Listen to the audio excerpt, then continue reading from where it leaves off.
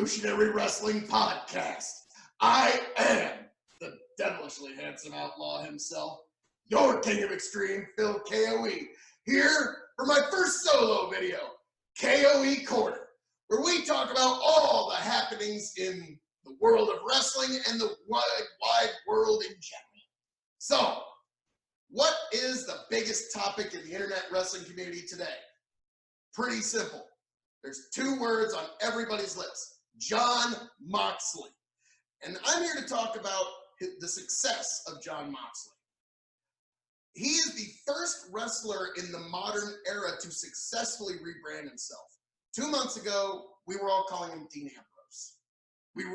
All of us, everybody that was in the world of wrestling referred to this guy up here, Dean Ambrose. In a short few weeks, he has amazingly and astoundingly rebranded himself as Jon Moxley. You and I, Tony, everybody is referring to him as Jon Moxley now. And the question is, how did he do this? And I'm not saying I have a perfect answer for it, but we need to appreciate the fact that that can actually be done. Is somebody that's been so commonly held on a television show for weeks on end. Years on it. He's been Dean Ambrose for years, and he was able to successfully rebrand himself in a few short weeks to the entirety of his viewing audience. So that is really something for not just wrestling fans, but for anybody in marketing in general. They really need to study what Jon Moxley did here. Another thing of note is the interest that he's picked up on the world of the internet wrestling community, or the IWC as it's called. I listened to his Talk is Jericho podcast. It is an hour and 30 minutes of him talking to Chris Jericho, with Chris Jericho sprinkling his commercials in there as much as he possibly could. I still listen to it all. 3-4 months ago, I would not have listened to an hour and a half I can't even call him Dean Ambrose anymore. I slipped up trying to call him Dean Ambrose, and I called him Jon Moxley. I don't think 4 months ago I would have listened to an hour and a half Dean Ambrose podcast. I really don't.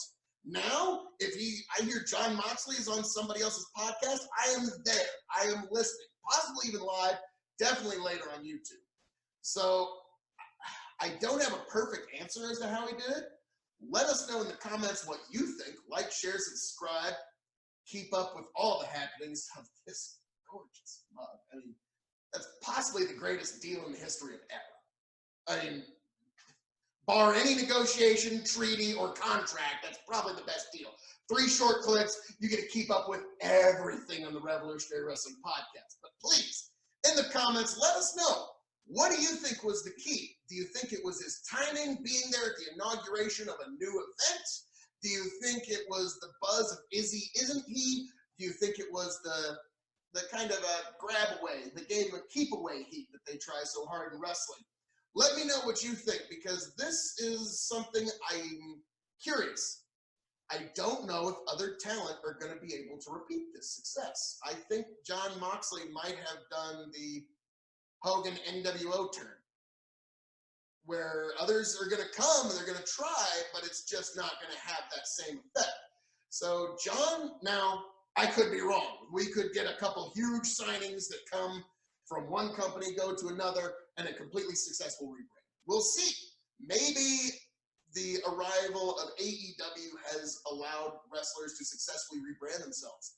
Maybe this is a one-off. I don't know. We're going to have to see how the cards fall, to use a double or nothing phrase.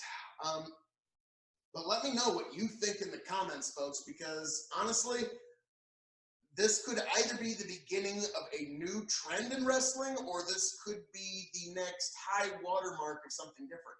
So we will see. But you'll see with us. So, all that being said, join us for all the happenings in the world of wrestling right here at the Revolutionary Wrestling Podcast. I'm signing off, your king of extreme, the king of the KOE Nation, Bill KOE.